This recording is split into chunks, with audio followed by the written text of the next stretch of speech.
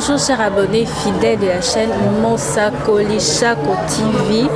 Donc merci à l'occasion de suivre Bisso toujours à tout moment et à tout le temps.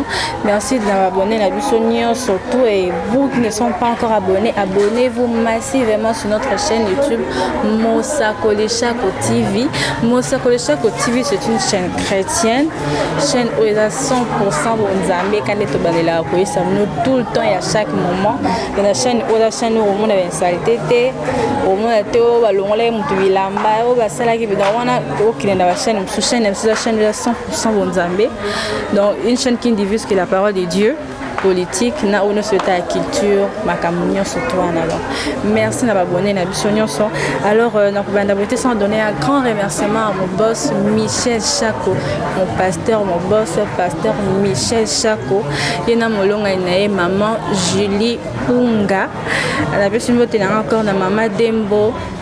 Maître Kelly, maman Gina Dembo, na mobile nae papa Emmanuel, mboti nanga na Charlie Kalombo, dit un vrai moulouba qui se respecte. Mboti nanga na Marcus Sadam, mboti nanga belé sans plus tarder na plateau nanga na zanga mon côté, je suis accompagné du pasteur Daniel, na pasteur Daniel tokomeka moi pour bilamment makamu mingi ou codifier pe ban ensemble, donc restez branchés sur notre chaîne Mosakoli Chako TV. Et n'oubliez surtout pas de vous abonner. Bonjour papa. Oui, bonjour c'est Arlette. Bonjour papa, pasteur Daniel. Mais mingi bato na biso na chaîne na biso Mosakoli Chako TV ba éviter papa zanani, asala nini. Donc tolingi vraiment on s'est présenté pour Rolando peut-être pour n'embali. Vous savez papa so zanani. Merci beaucoup. Moi c'est le pasteur Daniel Mukendi du Kalu du Shaddai, chef de terre. Moi il y a apôtre Augustin Mouipa Motokanda Nzambe, chef d'armée. Alors vraiment na pesi ba onyo so bazali ko landa biso mbote mingi Nzambe na lola pambola bango esika bango nyonso bazali bana nyonso ya ikradi bana ikradi si forko esika nazali ko kamba Nzambe na lola pambola bango asunga pe bango na nyonso na pesi bango kombo o bazali ko yeba bien malamu Yandeko, papa na bango, Djikalu Shaddai, apesi bango, bonjour, na tongwa lelo, que Dieu les bénisse. Vraiment, que Dieu bénisse, ben surtout il y a égradi. Donc papa, tout dans la vie, c'est ça boué. Lelo tout le monde a ba chrétien belé, donc ba tu belé, ce qui a comme ressemble la mingi. Au monde a comportement échangé, soit comme ma belle, soit comme Mika Likambo, bandoki. Amo likambo abandoki akomi ko banga donc akomi ko suspecter maramonio surtout. Est-ce que ça comportement malamu chrétien ko za nango? Merci beaucoup. Moi na Nzambe sengela zala na comportement ya malamu parce que nazali komona Nicodème akeli boso ya Jésus na butu azoyebisa Jésus na koki ko sala nini po na kota na bokonzi alola. Jésus a yebisi il y a le bosso et sengel obota masika. Kobota masika eza kobota manama ipe na molimo mosantu. Cela veut dire so moto andimeli Nzambe et sengel a changé totalement na makambo nyonso. Eza te soki ondimeli Nzambe obanda kobanga bandoki te. Ndoki tokoki kobanga yete, tokoki kobanga makambo ya mabete, mais il faut tozala na comportement ya malamu na kati ya losambo. Na soki omoni moto aza na comportement malamu wana ezali kotalisa bato ke moto yo andimeli Nzambe.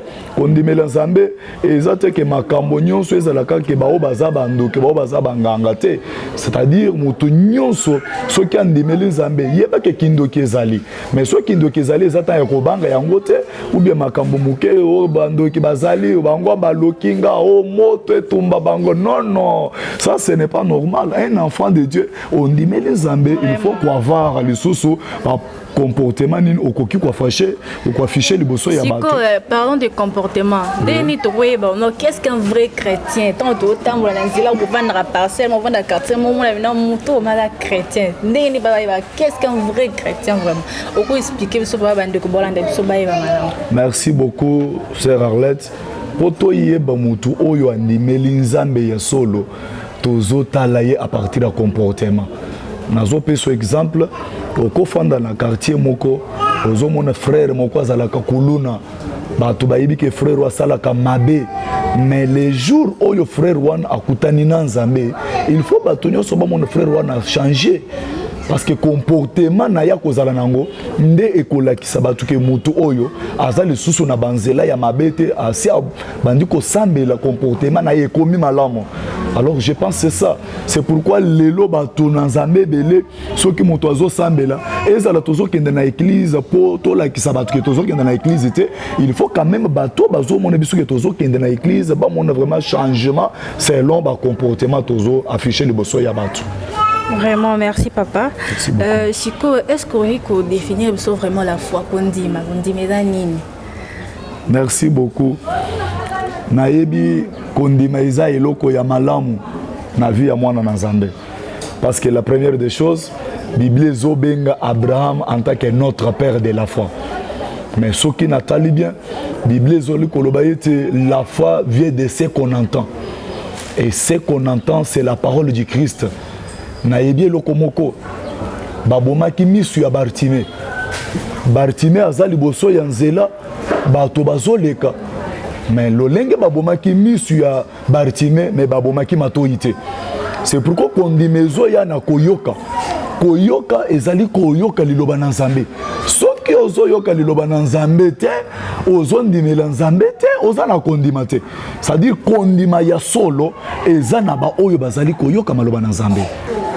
Oui, je pense Abraham na kondima ayambaki Isaac en tant que mwana ya bilaka. Bien aimé kondima eza eloko ya mutu ya makasi na vie ya mwana na Nzambe. Vous savez, sans la foi, on ne pouvait rien faire. C'est pourquoi na vie ya mwana na Nzambe nyonso faut azala na kondima eloko ya liboso. Parce que ceux qui osa na kondima yeba ke makambo nyonso ko sala ko simba.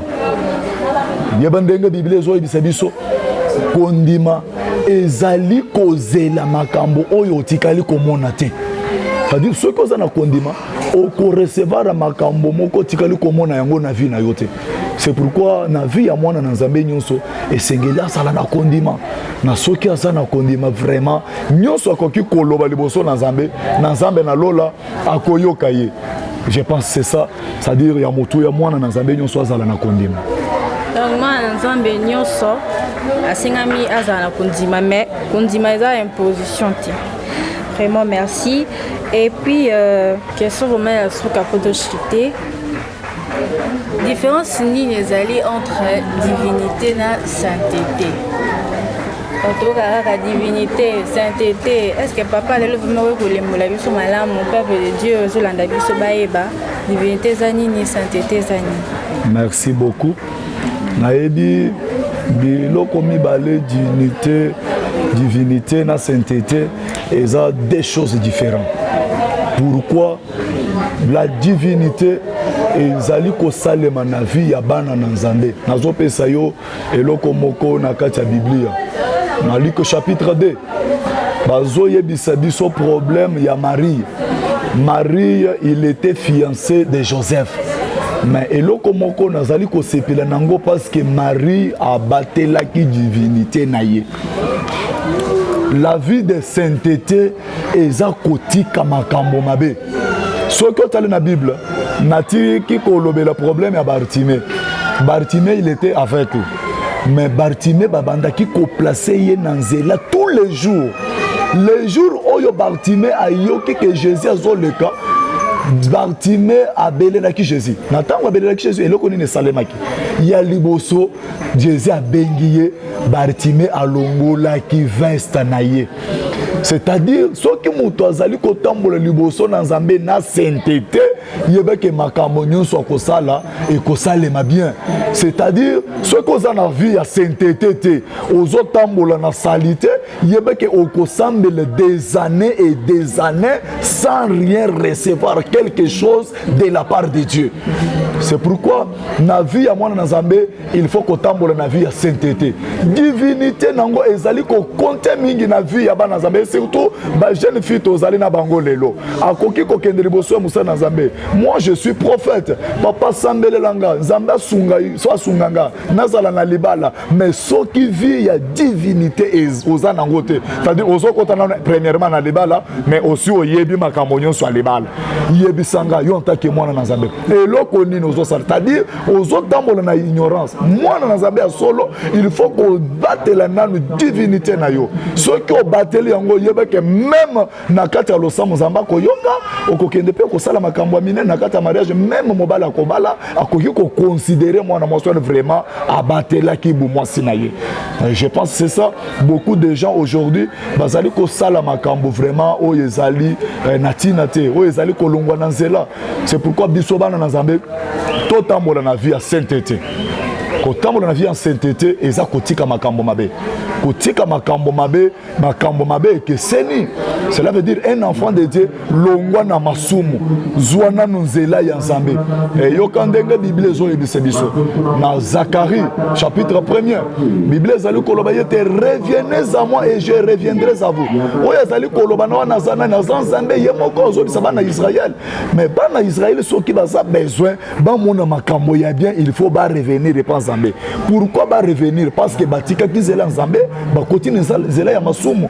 C'est pourquoi bana Nzambe ceux qui ont na vie à sainteté yebeke Nzambe pe aza pembeni na yo te. Ceux qui ont tamboli na vie à sainteté yebeke Nzambe aza pembeni na yo na okomona makambo ya bien ko salema na kati ya bomo ina yo. Mwana Nzambe so tambola nzela neza tout droit te Nzambe moya pambole peza te. Ceux qui ont tambola na vie eza tout droit te yebeke lipamboli peza musika na yo.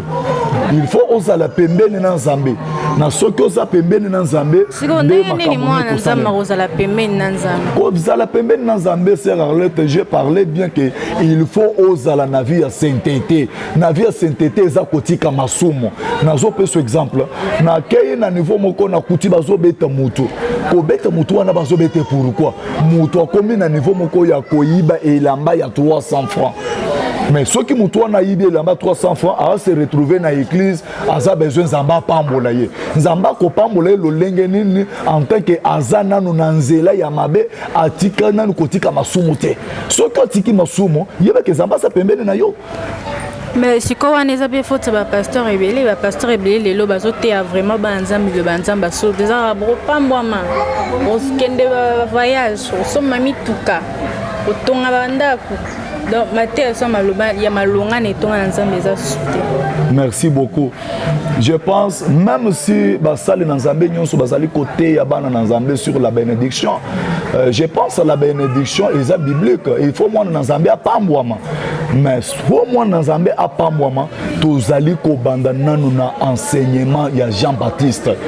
Pour mutu akende kokoma na lipamboli parce que l'enseignement ya Jean-Baptiste les enseignements ya lisumu il faut mutu nanu atika masumu a changer mutu na ye a changer comportement na ye wana lipamboli e kolanda ye e nazo ebisa yo eloko moko po ba onyoso bazali kolanda biso ba ye ba yango lipamboli ezoya na vie ya mutu oyo aza attaché na Nzambe soki mutu aza attaché na Nzambe cela veut dire eza mutu atiki masumu atiki mabe. C'est pourquoi biso basal na Nzambe to tangisa bana na Nzambe bayeba nzela nini bakoki kotambola parce que koyamba mutuka lelo oui bien sûr muto koyamba mutuka il faut koyeba na position ya muto azali koyamba mutuka wana azo yamba yango lolenga nini il faut to tangisa bango tala eloko moko ezali koleka c'est Arlette makambo eza ebele na kati ya mokili ya liboso makambo tozomona oyo ezali kotala makambo ya masumu tala na Bible nazomona mwana mwasi moko tozobenga ye na kombo ya Rita azalaki mwasi ya libala mais mobali akufi Rita asatache na mama bokilo na ye Naomi mais tango Naomi amemaki Rita na mboka na bango tango amemaki ye na Bethlehem eloko nini esalemaki ya liboso Naomi amoni que Ruth aza attaché aboyi kotambola lolenge bana basi mosusu bazali kotambola. C'est-à-dire ce qui mutuaza attaché na Nzambe mutuana koyamba lipamboli. C'est pourquoi Naomi alobaki, ma fille, je voudrais assurer ton repos. Ceux qui ont s'attaché na Nzambe, yebe que même makamonyo sokosa le kosimba, même makamonyo sokoloba Nzambe akondima yango.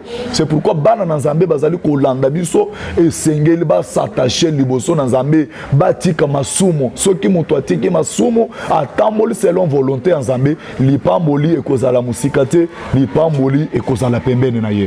D'accord, papa, pour nous citer, conseil européen, ça n'a pas ça une ancienne qui est sur la bénédiction.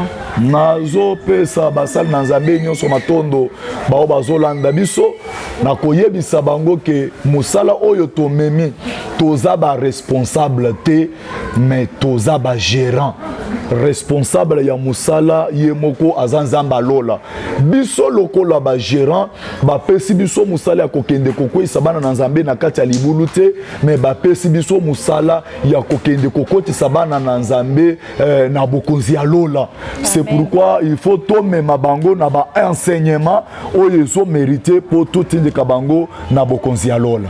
Amen, papa, vraiment merci Mingi. Merci. Moi, un mot de la fin, quelqu'un beauté, adresse il y a église, contact. Oui, merci beaucoup.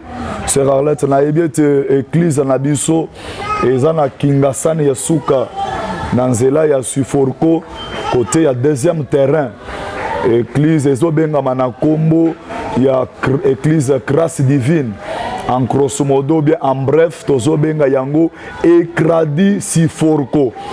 C'est pourquoi nazo pesa bao bazali kolanda biso mbote nazo pesa nano Sœur Arlette otozali na na plateau nazo pesa yo mbote na pesi ndeko na biso cameraman mbote vraiment Nzamba pambola yo sans kobosa na mon père spirituel l'apôtre Augustin Mwipa Motokanda na Nzambe chef d'armée nazo pesa ye pembote na pesi basa na Nzambe pasteur Joseph Kapita le prophète Patrick Kavula sans kobosa na bana nanga nazo pesa mwana nanga Ezaïe Kasongo mbote nazo pesa mwana nanga Flama Kalubi mbote nazo pesa mwana nanga vraiment petit Gédéon mbote nazali ko pesa mwana nanga vraiment Jansi mbote nazo pesa mama Emerance mbote bao nyonso bazali ko landa biso bana ikradi nazo pesa bango mbote na Nzambe na lola apambola bango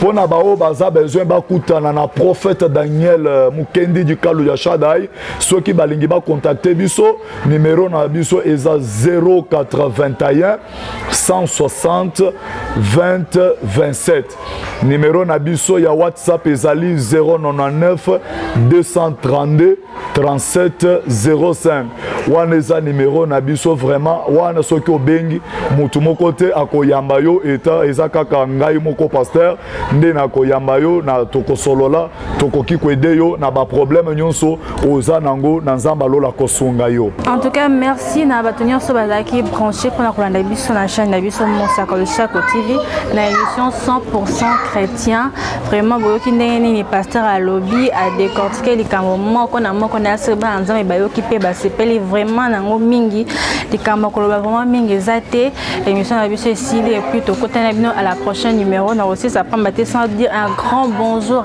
à mon boss Michel Chako. Est-ce que vous allez depuis Canada bambote na ebele na molonga na maman Julie Punga mbote na susu na maman Antoinette Dembo mbote bele na maman Gina Dembo na molonga na papa Emmanuel mbote bele na maître Kelly mbote na Trésor Alves depuis France mbote na maman Nana maman nanga vraiment na lingara mingi depuis Namibi maman na William mbote na Charlie Kalombo un vrai moluba qui se respecte mbote sous c'est bele na Marcus Sadam mbote bele avec grand frère propre Gani Kama de Afrique du Sud mbote na ebele mbote bele ma grande sœur Florence Galula mbote bele ma mère à moi maman a boti vraiment Arlette Pwanda maman Bernadette Muzinga mbote na vraiment il y a trop bandeko tokutani na bino na prochain numéro na biso restez branchés et abonnez-vous massivement sur notre chaîne Mosaka Lushako TV. Bye bye.